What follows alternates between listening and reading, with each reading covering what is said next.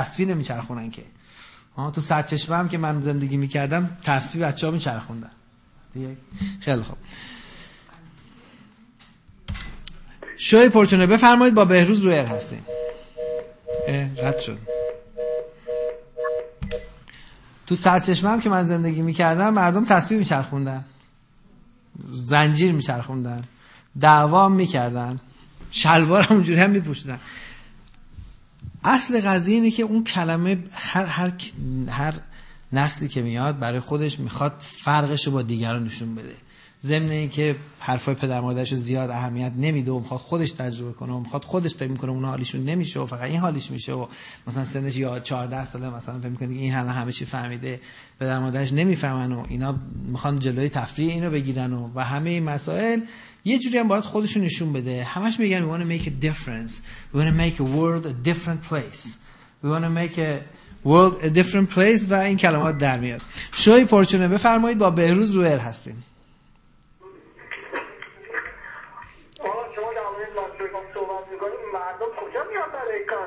همه آماده بودن اول تو هتل ها میگشتن، بعدم ما رفتیم استریت کلاب، همه زناشون خوابونده بودن اومده بودن اونجا. خب من میگم که عزیزم من همه ایرانی از این برنامه برسی که نمیدونم به این دخترها نمیرفتیدن برنامهش دو ایرانی بود و میگن کاسته همش بازیه، همه زناشون خوابونده بودن. بعد اومدن تو کاسینو یکم میگم ایرانی که خرج نمیکنه و همه اومدن استریت کلاب با این مجانی ها. استریت کلاب مجانی ها؟ استریت کلاب مجانی هم هست اونجا؟ آره بابا جان، همه مجانی تو خیابونا میرن، بعد داری تو خوبا خرج بکنی، خرج هم نمیکن، همه نشسته بودن. بعد چجوری این استریت کلاب هایی که مجانی هستن چجوری پولشون در میارن؟ خب با لیموزین میارن، خب دیگه میری اونجا دیگه قرنی میشن، بعد دیگه بعد خرج میکنن، یه لبدنش چیزی بگیرن دیگه، اون موقع پول تو اونجاست، اینجوری نمیشه اونجاست. خب برسه انشاءالله که شما در میلاد مسیح بهتون خوش گذشته باشه و جشن گرفتید. بابا ما تو استریت کلاب با میلاد مسیح حال کردیم. دمتون گرم. میلاد مسیح اومده بود اونجا. دمت گرم. خداحافظ. خداحافظ. بله آقا، اینقدر بی خودی مسیح و قاطع این قضیه نکنید. اون مسیح پیغمبر یه تاریخ تولدی داره، شما داری میری اونجا که استریپ کلاب، داری میری اونجا مشروب، داری میری اونجا قمار، چرا به میلاد مسیح وصلش میکنی که روزهای کریسمس ما میریم اونجا؟ چقدر ایرانیان واقعا کریسمس ارزش قائلن بسش، کریسمس داریم میریم. فرق میکنه. استریپ کلاب همیشه اونجاست، ولی برای کریسمس اگه بری یک قداست دیگه ای داره، یک رقص بهتری میکنن استریپ رقصتون. خلاصه عرض شود که آره، داستان کلماتی مثل جواد و اینا، با این که البته هر کسی بپرسی یه چیزی برای خودش، یه بیوگرافی تاریخچه‌ای واسه هر کلمه هست. حالا میگن جواد مال جوادیه است یا دیگه فلان مال فلان جاست، ولی اصل قضیه از اونجا میاد که طرف میخواد فرق خودشو با نسل قدیم خودش نشون بده و بگه من آدم کول و جدید و باحالی هستم که با این پیرپاتالای این نسل قبلی من فرق دارم، و چون فرق دارم باید کلمات مخصوص خودم هم استفاده کنم. نمیشه کلمات راحت مثلا کلمات نسل قبل استفاده بکنی، به خاطر اینکه خیلی از آدما واقعا خیلی که چه از کنم، اکثریت غریبه به اتفاق بجز یه سری خیلی معدود و محدود واقعا اصلا نمیدونن تغییر یعنی چی، تحول یعنی چی، که تا بخوان تحول چجوری بخوان برگزار بکنن. مثلا فرض کن همین میدیای ایرانی رو نگاه کن، الان 30 سال میدیای ایرانی داره تو آمریکا داره واسه خودش چلپ میکنه، تو آب مثلا آدمای شناگر دیگه چلپ افتاده. یه انقدر شما تغییر توی میدیای ایرانی از مسخره بازی‌های فیلم‌های فروزان و فردین و ناصر ملک موطیی و نمیدونم شهلای فلانی اینجوری رو نشون میداد، اینا یه ذره شما فرق دیدین؟ اینقدر شما فرق دیدید تو میدیای ایرانی؟ تغییر تحول اکثر آدما نمیدونن یعنی چی. اون آدمایی که تغییر تحول کردن اولین کاری که کردن نسبت به میدیای ایرانی که فرار کردن ازش. یه احمقایی مثل منم موندن، همش دارن الکی دارن واق میکنن به یه دیواره. هرچی واق بکنی که عقب نمیره، تبدیل به صحنه سینما نمیشه که دیوار گچیه. ولی خب بعضی مثل من کلاشون گچ حالیشون نمیشه که واق کردن به دیوار چیزی رو از درون دیوار عوض نمیکنه. نگاه کن تمام میدیای ایرانی تغییر شما درش میبینی، هیچ چیزی در میدیای ایرانی تغییر کرده. تمام موزیکا رو نگاه کن، ویدیوها رو نگاه کن، همون پرپاچه نشون بده و برقص و خم بشه و از پشت خم بشه و حالا مثلا لباساش چون لباسای مدل 2005 و 6 و 2010 با لباسای مدل 1970 خود فرق میکنه که فیلم‌های فردین و مثلا فروزان و اینا رو درست میکردن، ولی همون داستانه. خب و خیال میکنم چون تحول دارم ایجاد میکنم، موقعی که میخواد اون دختر اینجوری بپره که من میخواد پاشو نشون بده، با یه دوربینی با 3 زاویه میگیره، این تحول میشه. اینا مثلا اون کلمه جواد میمونه. یا مثلا فرض کن موزیک میخواد موزیک پاپ بکنه، طرف که موزیک پاپ که حالیش نمیشه که پاپ بلدم نیست بنویسه این 3 حرفی رو، ولی خب میگه خب یه کیبوردی اومده که دکمه هست میزنی یه صداهایی میده، این صدا با صدای کمونچه و تار و عود یه خود فرق داره صداش. اگر من انگشت بزنم به کیبورد صدای ارکستر سمفونی در بیاد، پس من تحول در موسیقی ایجاد کردم. اینا هم همه جوادا هستن. جوادی که شما میگی جواده، جوادای میدیا و جوادای موسیقی هم شما دقت کنی همون سیستمو میره جلو، میخواد تحول ایجاد بکنه، ولی مثل کسی مونه که افتاده تو آب داره چلپ چلپ میکنه. خط سر بگیریم. شوی پرچونه بفرمایید، با بهروز رویر هستیم. سلام آقا بهروز، خوب هستی؟ مرسی بفرمایید. میخواستم تشکر کنم بابت برنامه خیلی قشنگتون و میخواستم بگم در مورد جواد، کلمه جواد که همون به قول معروف فتح‌الله، نمیدونم فتح‌اللهی که قبلا به طرف میگفتم فتح‌الله الان جواد میگن. بعد من از این کلمه خیلی خوشم میاد، وقتی که شما گفتید خیلی خوشحال شدم، گفتم و خیلی جالبه که این کلمه رو الان به کار بردید و از دوستان میخواین که در مورد حالا فتح‌الله و جواد یعنی چی؟ مثلا فتح‌الله و جواد یا هر چی که میگن یعنی چی؟ مثلا جواد معمولا به اون کسی که خزنی که از کلمه‌های بازم من نفهمیدم، بدتر شد. خز و جواد مثل همه. بله، وقت چه معنیش چیه؟ میشه به فارسی قدیمی واسه من توضیح بدی که من بفهمم؟ فارسی مدرن استفاده نکنید. رو مود نباشه، یه مدل چیزی که قشنگ نباشه رو میگن مثلا خزه، طرف خزه. مثلا طرف یه شلواری پوشیده مثلا مدل امسال نیست، یا مثلا آره میشه تقریبا یه چیزی که قشنگ نباشه، زشت باشه، میشه گفت جواد. من از این کلمه خیلی استفاده میکنم و خیلی خوشم میاد. کلمه خیلی مردمیه، چون مثلا خز ممکنه 45 تا معنی داشته باشه. بله دقیقاً همینطور. به هر حال خیلی ممنون از برنامه قشنگتون. ولی مرسی، ولی هم میگن که طرف خودش جواده، هم میگن جواد لباس پوشیده، هم میگن جواد حرف میزنه، هم میگن کارهای جوادی میکنه ها. دقیقاً همینطوره. یه چیز دیگه میخواستم در مورد خودتون بگم، خیلی خوشم میاد که آدم روکی هستی، خیلی دوست دارم. من خودم هم همینه، خیلی دوست دارم. مرسی. از کجا زنگ میزنی؟ من از سیاتل بیبی. خب رادیو 24 ساعته ما رو که گوش میدی؟ بله. یادت نره جمعه میخوایم، جمعه ظهر به وقت لس آنجلس میخوایم راجع به اینکه دخترها چجوری میپیچونن باباها رو و میرن سراغ دیت و چه دروغایی میگن به باباشون و مامانشون، میخوایم راجع به اون صحبت بکنیم. بله حتما گوش میکنم. قربونتو برم، مرسی از زنگ. زیاد نتونستم بابامو بپیچونم. شاید لازم نبوده. آره دقیقاً. شاید لازم نبوده، روشای دیگه داشتی. حالا گاهی اوقات مامان بابای خود امروزی هستن و میشه باهاشون این مسائل کنار اومد، ولی عموم مامان باباها باهاشون نمیشه کنار اومد که من میخوام برم با دوست پسرم، الان ما میخوام برم 2 شب خونه با دوست پسرم لاس وگاس، نمیشه کنار بیای باش. یا دوست پسرم تو خونه‌اش هست. آره من مثلا بهت میگم من دوست پسرم تو خونه‌اش هست و الان ما 2 سال و نیم با هم رابطه داریم، الانم میخوام برم خونه‌شون، هم غذا درست کنم، فیلم نگاه کنیم و هم کارهای دیگه بکنیم، ساعت 8 تا 9 شب برمیگردم. معمولا تو کت مامان بابا این حرف نمیره. خصوص ایرانی‌ها بله. آره و ما میخوایم، ولی چون ما میدونیم که درصد خیلی خیلی بالایی از دخترها دارن این کارا رو میکنن، ما میخوایم در رادیوی پرچونه باشون صحبت بکنیم، ببینیم که چه کلکایی میزنن، چه بهانه‌ای به قول معروف چی دودر میکنن میرن بیرون. خب اون موضوع دودر کردن اصلا خودش یه مزه دیگه داره به قول معروف. مثلا چی یعنی؟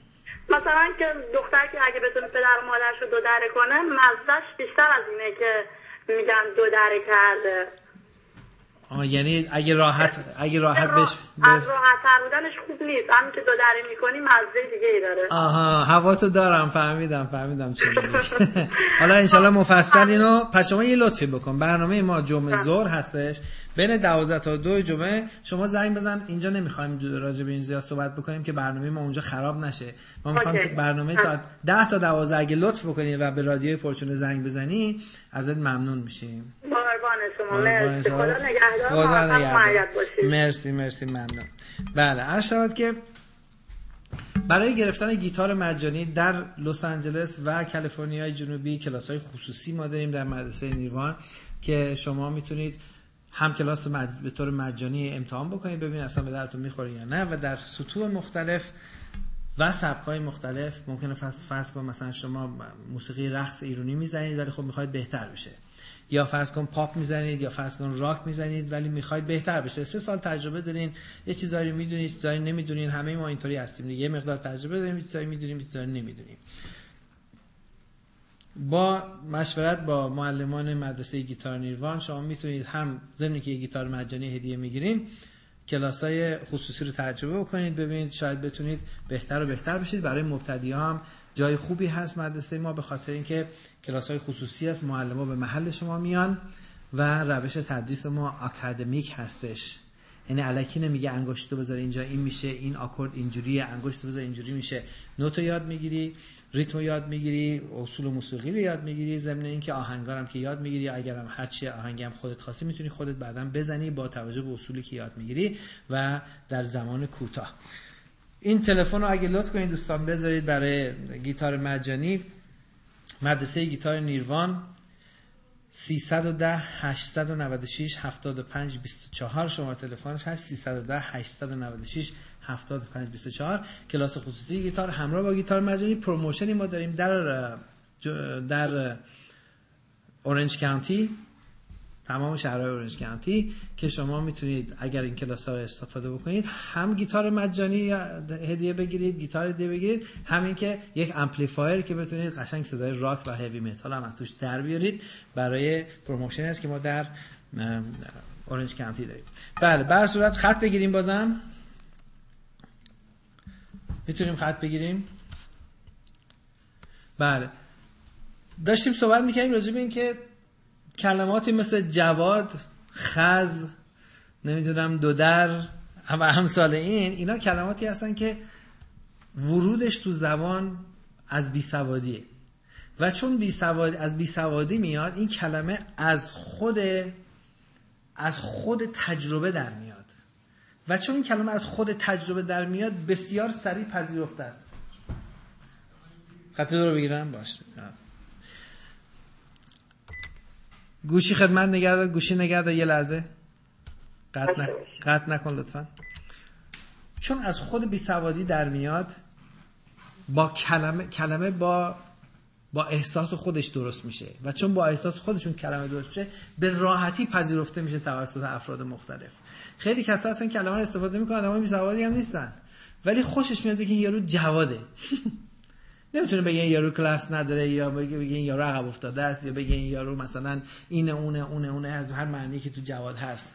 یارو مثل که چیز نیست، به روز نود، به مد نیست، به روز نیست، یا رفتاراش لوسه، یا داره خیلی طرف آدمو هولیه، یا مثلا قاطی کرده. اینا نه، باید بگه جواده یا خزه یا نمیدونم اونه اینه. خب چون کلمه میگن آنچه از دل برآید بر دل نشیند. یه آدمی واسه خودش این کلمه رو اختراع کرده، گفته خز، یعنی خزه یارو، خیلی خزه والا. خب در نتیجه اون طرفی هم که شنیده هر چی دیگه خوشش نیاد این خزه. معنی خزم 3 میلیونه، هیچ کدومش هم در دهله هیچ کدومش هم نمیتونه بگه واقعا این معنی کلمه است. اون چیزی که اون احساس میکنه میگه. این بهش میگن استریت لنگویج یا سلنگ و خودش هم که البته یه جواد اساسیه. خود اسلنگ خودش اصلا یعنی جواد و خز و همه اینا رو هم قاطی کن. شوی پرچونه بفرمایید، با بهروز رویر هستیم. بهروز جان چطوری؟ شبت بخیر. مرسی بفرمایید. خواستم بگم من الان به یه دوستی زنگ دادم، به یه آقایی تو ونکوور، میگم خب تجربهش بالاتره، مثلا 50 سالشه. میگم برنامه داره میبینم راجع به اینکه جواد یعنی چی. میگه جواد همون هوشنگه. میگم جواد چه هوشنگ چه دیگه. راست میگه، اینم من شنیده بودم چند سال پیش. جواد همون هوشنگه. راست میگی. من میگم همون سهیلا، همون عبدالله. میگم بابا بیخیال. میگم جواد چیه تو داری. قضیه بدتر شد. حالا بعد چند تا واژه چیز کنیم اصلا نمیدونی یعنی چه. هیچ دیگه همین آدمایی که یه مدل هستن و اینا رو میگن جواد. گفتم مرسی یالا هوشنگ و جواد و سهیلا و عبدالله. حتی اسم گفتش. آره مثلا میگفتم حتی این دو در کردن همش راجع به دخترها نیست. آقایون هم همین کارو میکنن. من میرفتم نایت کلاب 2 سال پیش، میرفتم یه جایی که همیشه مردای ایرانی به زناشون میگفتن ما رفتیم مثلا رو انده تاکسی مسافر رو بریم، اونجا بودن همه. پس خوبه، شما خیلی حواست دارم. پس شما یه لطف کن تو برنامه پرچونه به ما زنگ بزن 12 ظهر جمعه. خب از روی portune.com رادیو رو میتونی بگیری، رادیو 24 ساعته رو. از اونجا برنامه که گوش میدی به ما زنگ بزن. تلفنم که همینه، اعلام میکنیم همیشه و به ما داستان دودنی کردن اونجا مفصل واسمون تعریف کن. باشه حتما. مرسی از لطفت، ممنون از تلفن. مرسی، شب خوبی داشته باشید. مرسی قربانت، خداحافظ. بله دوستان عزیز، ویزا کارت میشه که نوشته ویزا کارت. این در ایران شما میتونید اینجوری کارت ویزا بخرید. خرید و فروش کارت ویزا چیز قانونی هستش بدون هیچ مشکلی. شما یه کارت ویزا میخرید، ضمن اینکه همه کارهای مختلف رو میتونید خریدار باش انجام بدید. ضمن میتونید وقتی به هاتلاین پرچونه تماس میگیرین میگه شماره کارت کریدیت کارتتون رو وارد بکنید، شماره اون ویزا کارت رو که اینجا زنگ زدی خریدی اونجا وارد میکنی و یه چند دلاری هم به رادیوی پرچونه کمک میکنی. برنامه 24 ساعته رادیوی پرچونه همونجوری که می‌بینیم 24 ساعته هستش و روزهای جمعه در واقع جمعه ظهرها برنامه زنده داریم که برای ایران جمعه شب میشه و یک شنبه شب برای اینجا ما برنامه داریم ساعت 10 شب در رادیو پرچونه به وقت لس آنجلس که در ایران در صبح هستش و خب برای آمریکا دیگه شب و موقع خوبی هستش. جزء گروه فیسبوک ما بشید، جزء گروه یاهوی پرچونه بشید. وقتی به وبسایت پرچونه میرید میتونید راحت اون اینفورمیشن اونجا هست عضو بشید و ضمن رادیو رو هم گوش بدید و این هم هاتلاین پرچونه است. هاتلاین پرچونه هست 712 432 4242 که دقیقه $2 و از ایران دقیقه $1 هزینه تماسش هست. با ما تماس بگیرید. ممنون از همه توجهتون. به زودی ما برنامه‌های پرچونه رو داریم قشنگترش میکنیم و مهمانای خوبتری خواهیم داشت. خوبتر که چه از من هر کی بیاد خوبتره دیگه. به خاطر همین یادتون باشه چهارشنبه شبا به وقت لس آنجلس ساعت 8 تلویزیون امید ایران رو از دست ندید. ممنونم از تلویزیون امید ایران که این شرایط برای ما گذاشته که ما بتونیم شوی پرچونه رو، رادیوی پرچونه رو و این شرایط رو به گوش شما برسونیم. کلاس‌های خصوصی گیتار مجانی و در اورنج کانتی گیتار و امپلیفایر مجانی برای دوستان گیتار جزء هدیه‌های پروموشنال مدرسه ما هست. 310 896 75 24. خدا نگهدار تا هفته آینده چهارشنبه شب ساعت 8 به وقت لس آنجلس.